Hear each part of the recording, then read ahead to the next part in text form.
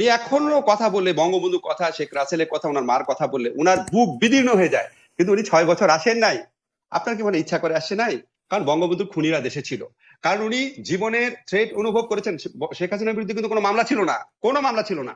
Just বঙ্গবন্ধুর খুনিরা না দেশে প্রফেসর আসতো, আশিকুল, আমি একটু ছোট্ট করে বলি, সিকিউর করে একটু নেয়। ছোট্ট করে বলি, জি ৭৫ জি 15 আগস্টের সাথে জি বর্তমান সময়ের তুলনাটা এবং ৭৫ 15 আগস্টে 10 বছরের শিশু রাসেল সহ সবাইকে খুন করে জি ফেলার সাথে বর্তমান সময়ের তুলনা করাটা একটু, না, আমি তো সেটা করছি না।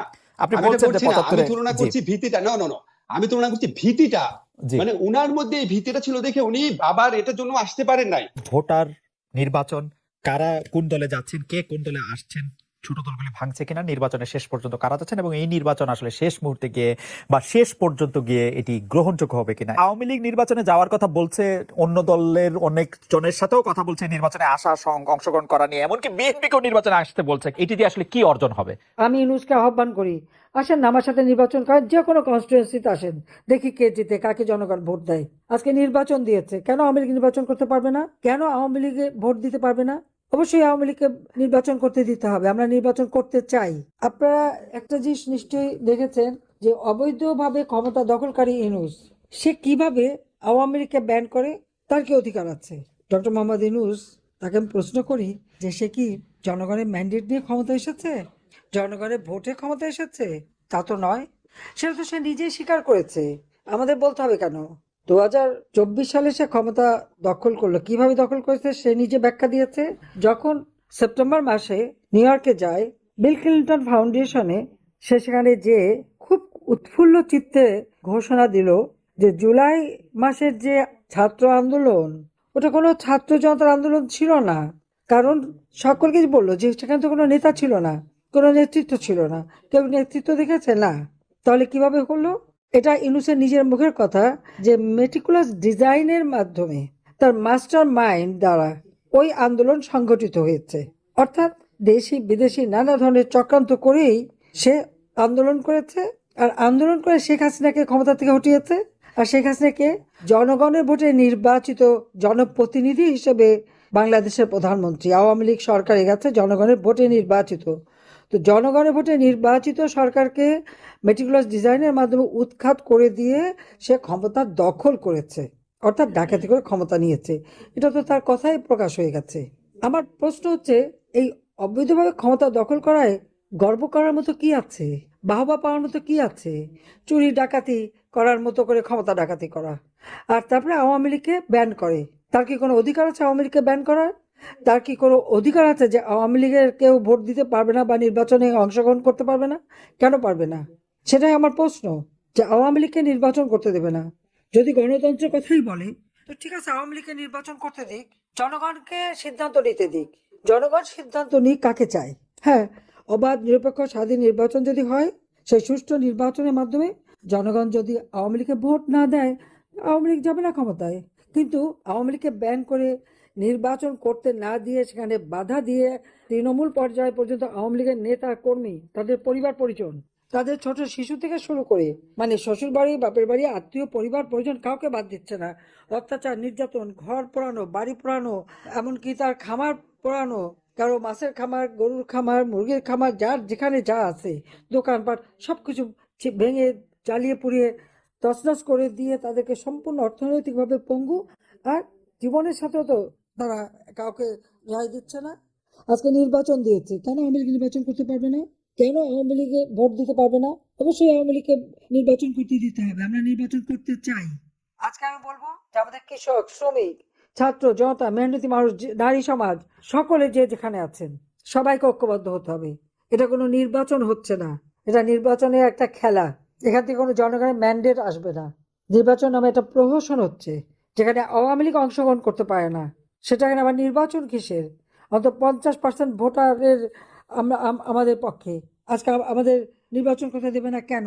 আমি ইউনূসকে আহ্বান করি, আসেন না আমার সাথে নির্বাচন করেন, যে কোনো কনস্টিটুয়েন্সিতে আসেন, দেখি কে জিতে, কাকে জনগণ ভোট দেয়। তখন না বুঝতে পারবো। সেটা তো করতে পারবে না, সে সাহস নাই। স্যার, বিএনপি আমলে আর্মির কথা শুনে অপারেশন ক্লিন আউট হয়েছে, বিএনপির কথা শুনে আর্মি ডাক বাক্স বসায় অভিযোগনামা নিছে, যেগুলি নিয়ে আমরাই রিপোর্ট করছি, আপনি জি কলাম জি লিখছেন। তো সেগুলি যে আর্মির যেমন ফাইন ইচ্ছা তেমন অবশ্যই ব্যবহার করছে বিএনপি, 2001 থেকে 2006 যেমন ওকে ইচ্ছা ওয়েল তেমন ব্যবহার করছে আচ্ছা police. Fine Dhaka Dhaka fine university sir তারপর আমরা জায়গা 111 পাইছি এ কি বিএনপির হয়েছে প্রথম আমলে, বিএনপির প্রথম আমলে 111 এ কি হয়েছে জি 111 এর সময় কি হয়েছে 111 এর সময় 111 এর 111 সময় কেন ওই সরকারটাকে আমরা বলি যে আর্মি কন্ট্রোল কেয়ারটেকার গভর্নমেন্ট কেন বলি? এই যে একটু আগে হারুন স্যার তো বর্ণনা দিলেন, ওই কেয়ারটেকার গভর্নমেন্টটা বিএনপির গভর্নমেন্ট ছিল। ইয়াজউদ্দিন স্যার অত্যন্ত অন্যায় একটা কাজ করেছিলেন, স্যার কারেক্টলি বলেছে, এবং ওইটা আসলে বিএনপির একটা ফ্রন্ট লাইনের মতো ছিল। তো তখন আর্মি ইন্টারভিউ করে নাই 111 এ, আপনার মনে নাই? মইনুল আহমেদ নিজে পার্সোনালি ঢুকেছিল যে বঙ্গভবনের ভেতরে। আমি আপনাকে ইতিহাসে বলছি, আমি এই আমাদের কথা বলছি না, আমি ভালো মন্দ বলছি না, কিন্তু আমি বলছি বাংলাদেশের ইতিহাস হচ্ছে অনেকগুলা পাওয়ার স্ট্রাকচার আছে, সিভিল সোসাইটি গণমাধ্যম একসাথে, আর্মি একসাথে ছিল, সরকারি দল একসাথে, বিরোধী দল একসাথে, এই চারটা অন্তত পাওয়ার স্ট্রাকচার ছিল, এবং বিদেশি মিশন, বিদেশি শক্তিগুলা, পাঁচটা স্ট্রাকচার ছিল। এখন দুইটা স্ট্রাকচার আছে, একটা স্ট্রাকচার আসলে আসে সরকারি দল, বাকিগুলা এত দুর্বল অথবা এত বশীভূত অথবা এত নিয়ন্ত্রিত হয়েছে, ভালো মন্দ বলছি না, হয়েছে, নিয়ন্ত্রিত হয়েছে, যে কোনো ভাবে হোক তারা শক্তি খর্ব হয়েছে। এখন সরকারের একাধিপত্য এমন পর্যায়ে চলে গেছে, এখন আমেরিকার একটু হুমকিতে সরকার গা করছে না, আর স্টেকটা অনেক বেড়ে গেছে। এই যে দেখেন ওবায়দুল কাদের যখন নিজে বলে যে আওয়ামী লীগ ধ্বংস হয়ে যাবে, মানে তাদের স্টেকটা অনেক হাই, এই স্টেকটা অনেক হাই হওয়ার কারণে আমার ধারণা আওয়ামী লীগের মধ্যে এই চিন্তা কাজ করে যে মেরে ধরে খুন করে বিচার করে যা ইচ্ছা করে যেইভাবে হোক ক্ষমতায় থাকবে, এই ধরনের একটা। প্রফেসর আসিফ নজরুল, আমি আপনার সর্বশেষ আমার কাছে মানে যে কলামটা আছে আপনি যেটা লিখেছেন 28 অক্টোবর ঘিরে আমাদের রাজনীতির পরিণতি কি সেটি শুরু হয়েছে যে এরকম একটি লাইন দিয়ে নিজেদের পছন্দমতো ব্যবস্থা নির্বাচন করার যে মিশন সরকার ঘোষিত মিশন সরকারের ছিল 28 অক্টোবরের ঘটনাবলীর মাধ্যমে তা পূরণ করার পরিস্থিতি সৃষ্টি হয়েছে। আমরা আগের পরে ঘটনা জানি, সেজন্য আমি সরাসরি কথায় আসছি। কিন্তু স্যার আপনি জানছেন বা লিখছেন যে মিশন সরকারের ছিল 28 অক্টোবরের ঘটনাবলীর মাধ্যমে তা পূরণ করা হয়েছে, কিন্তু স্যার যদি আপনি 28 অক্টোবরের ঘটনাবলী দেখেন, যেটা আপনি নিজেও বলছেন এরপর ঠিক কিভাবে সংঘর্ষ ছড়িয়ে পড়ে তা আমরা জানি না, আপনি কিছু উস্কানির কথা বলেছেন যে উস্কানি দেওয়া হয়েছে, কিন্তু সেইভাবে এক পর্যায়ে পুলিশ ও বিএনপির কর্মীদের মারমুখী অবস্থা আমরা আপনাকেই দেখছি, আমরা দেখেছি পুলিশের এক সদস্যকে ফুটপাতে নির্মমভাবে হত্যা করতে দেখেছি। অর্থাৎ সরকারের যে প্লট সেটা যে বিএনপি পূরণ করলো, বিএনপি সুযোগটা করে দিল, সেটাও স্যার আপনি আপনার লেখায় লিখছেন। এবং এই যে বিএনপির ধরপাকড় মামলা যেগুলির কথা আপনি বলছিলেন, সেইটার জায়গা থেকেও যদি স্যার আপনি বিএনপির জায়গাটাও একটু বলতেন। আমার লেখার মূল মেসেজটা কি ছিল? একটা লেখাটা হেডিং ছিল অপবাদের রাজনীতি, এবং আমি বলেছিলাম একটা ফ্রেঞ্চ প্রবাদ আছে, আপনি যদি কোনো একটা কুকুরকে হত্যা করতে চান আপনি বলুন না জলাতঙ্ক হয়েছে। এই যে আপনি বলছেন প্লট, দেখেন এই প্রশ্নটা কিন্তু আমি বিভিন্ন টকশোতে দেখছি, সরকারের ফাঁদে পা দিয়েছে বিএনপি, সরকারের প্লটে পা দিয়েছে বিএনপি। একটা সরকার ইলেকশনে করার আগে তাকে এত প্লট করতে হয়, তাহলে সে সুষ্ঠু ইলেকশন করবে আপনি বিশ্বাস করেন কিভাবে? সে যদি প্লট করে, ধরে নিলাম বিএনপি সরকারের প্লটে পা দিয়েছে, সে যদি প্লট করে বিরোধী দলের জনসভাকে সাউন্ড গ্রেনেড মারিয়ে উড়ে দিবে, তারপর বিরোধী দলের সমস্ত নেতাকে গ্রেফতার করতে পারে, নির্বিচারে গায়েবী মামলা দিতে পারে, নির্বিচারে অপবাদ করতে পারে, ইলেকশনের মাঠ থেকে একটা দলকে জেলখানায় ঢুকিয়ে ইলেকশন করতে পারে, এটা যদি একটা সরকারের প্লট হয়, ফাইন, আপনি তাকে অ্যাপ্রিশিয়েট করতে চাইলে অ্যাপ্রিশিয়েট করেন, কিন্তু এটা বলেন না যে এই সরকার সুষ্ঠু এবং অবাধ নির্বাচন দিবে। অসম্ভব। এটা ওটা বারবার যে বলেছে যে তাদের আন্ডারে ইলেকশন হবে, এক্স্যাক্টলি এই সেটিং ইলেকশন হবে, এক্স্যাক্টলি ওই মিশনটাই পূরণ করছে। ওই মিশনের পথে যারা বাধা দিয়েছে তাদেরকে সর্বোচ্চ পর্যায়ে শক্তি প্রয়োগ করে তাদেরকে এই রাজনীতির মাঠ থেকে দূর করে দিয়েছে। আমি একটা কথা আপনাকে বলি, আমরা যখন কম্পারিজন করি না, ধরেন আজকে আপনার কি মনে আছে খালেদ, আপনি যখন সাংবাদিক ছিলেন, আমাদের হারুন স্যারও তখন অনেক তখনও লেখালেখি করতেন, আপনি দেখেন 1996 সনে বিএনপি যখন একটা ভুয়া নির্বাচন করতে গেছে ফেব্রুয়ারি মাসে, তখন কিন্তু আওয়ামী লীগও সমান ধ্বংসযজ্ঞ চালিয়েছিল, কোন কোন ক্ষেত্রে বেশি চালিয়েছিল। আমি আজকে একটা পত্রিকাতে দেখলাম যে তখন একদিনে চট্টগ্রামে 200 গাড়ি পোড়ানো হয়েছিল, একদিনে। আপনি যদি চান আমি কাটিংটা পাঠিয়ে দিব। এবং আপনি জানেন রেল লাইন উপড়ে ফেলা হয়েছে, রেল লাইনের বগিতে আগুন দেওয়া হয়েছে। ধ্বংসযজ্ঞ তখনও তো আওয়ামী লীগ করেছিল, তো আওয়ামী লীগ কি তখন উধাও হয়ে গেছে? আমি তখনকার আওয়ামী লীগের আন্দোলন এবং বিএনপির আওয়ামী লীগের দাবি মেনে নেওয়া এখনকার সময় যখন আমি কম্পেয়ার করি, তখনকার কাছে আমার মনে হয় কি রং কি হয়েছিল, মানে পার্থক্যটা কোথায়? পার্থক্যটা হচ্ছে তখন আওয়ামী লীগ যখন ধ্বংসযজ্ঞের রাজনীতি করেছে, তখন পলিটিক্যাল ভোকাবুলারিতে এটাকে আমরা আন্দোলন হিসাবে স্বীকৃতি দিয়েছি। আর এখন পলিটিক্যাল ভোকাবুলারিতে যেহেতু আওয়ামী লীগের খুবই দক্ষ, আওয়ামী লীগের অগ্নি সন্ত্রাস ধ্বংসযজ্ঞ এটা নাম দিতে পেরেছে, এক। দুই হচ্ছে তখন তীব্র আন্দোলন যখন আওয়ামী লীগ করেছে, তখন বিএনপি তীব্রভাবে রাষ্ট্রীয় শক্তিতে এটা দমন না করে মেনে নিয়েছে। আর এখন যখন বিএনপি তীব্র আন্দোলন করতে যাচ্ছে, আওয়ামী লীগ তীব্রতম প্রফেসর রাষ্ট্র আসিফুল, শক্তি প্রয়োগ করে যেহেতু 15 বছর ক্ষমতায় আছে। প্রফেসর আসিফুল, এই ব্যাপারে গুলিতে আমি একদম সম্পূর্ণ আপনার সাথে একমত, কিন্তু ছোট করে একটু জানতে চাই যে এই যে আপনি পলিটিক্যাল ভোকাবুলারিতে জি। চেঞ্জের কথা বলতেছেন, সেই চেঞ্জটা কেন আসলো?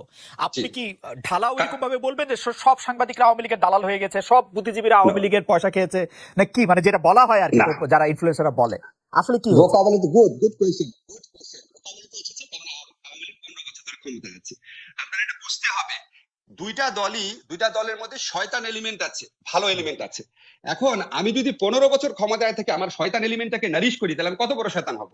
15 বছর যদি ক্ষমতায় থাকার সুযোগ পায় বিএনপি, তাহলে বিএনপি এরকম ন্যারেটিভ তৈরি করতে পারবে। আচ্ছা, 15 বছরে আওয়ামী লীগ কি করেছে? আওয়ামী লীগ সমস্ত মিডিয়া যেটা আছে তার কর্তৃত্বে নিয়ে এসেছে অথবা প্রচন্ড প্রেসারে রেখেছে। আপনি তো জানেন খালেদ, আপনি তো এটা জানেন যে প্রথম আলোতে বেসরকারি প্রতিষ্ঠান যারা আছে তারা পর্যন্ত এখন বিজ্ঞাপন দিতে পারে না। এটা তো মিথ্যা কথা না নাকি? এটা কোথাও ছাপা হয়নি, বাট আপনি তো জানেন। এখন এই ধরনের প্রেসার, কোন প্রোগ্রামে প্রথম আলোর এডিটরের বিরুদ্ধে হত্যা মামলা হয়ে গেছে, প্রোগ্রাম করেছে আনিসুল হকের প্রোগ্রাম, আনিসুল হকের বিরুদ্ধে মামলা হয়নি, প্রথম আলোর এডিটরের বিরুদ্ধে হত্যা মামলা হয়েছে। এগুলি দেখে কি বোঝা যায় না কিভাবে কি প্রেসার দিতে যাচ্ছে? মাহফুজ আনামের বিরুদ্ধে 90টা মামলা কি কোনো আমলে হয়েছে? ডক্টর মোহাম্মদ ইউনূসকে প্রায় জেলে ঢুকিয়ে দিচ্ছে কি কোনো আমলে চিন্তা করা গেছে?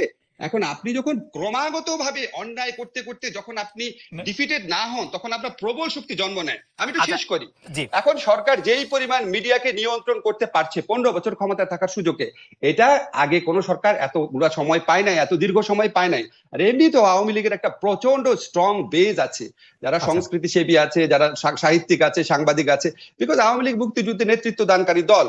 ওই সময় আজকে যারা ওই সময় আওয়ামী লীগকে দেখেছে, বঙ্গবন্ধুকে দেখেছে, তাদের মধ্যে একটা আওয়ামী লীগ প্রেম থাকবেই, ওই সুবিধা ওটা তো আছে। বাট 15 বছর যাবত তারা যে বিভিন্ন রাষ্ট্রীয় শক্তিকে, বিভিন্ন রাষ্ট্রীয় সামর্থ্যকে ব্যবহার করতে পেরেছে,